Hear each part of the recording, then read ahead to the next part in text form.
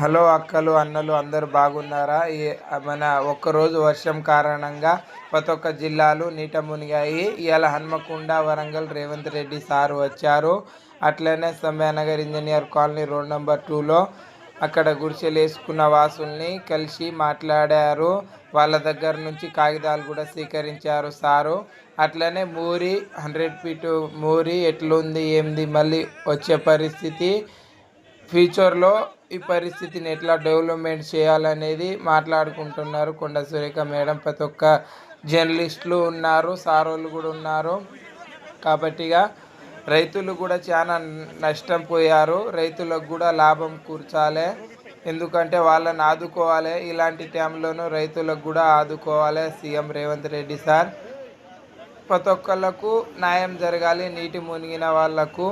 ఇలానే ఉన్న దాంట్లో సంతోషంగా ఉండండి ఫ్రెండ్స్. అట్లనే నా ఛానల్ని నన్ను సపోర్ట్ చేయండి ఫ్రెండ్స్. ఒక లైక్ వేసుకోండి.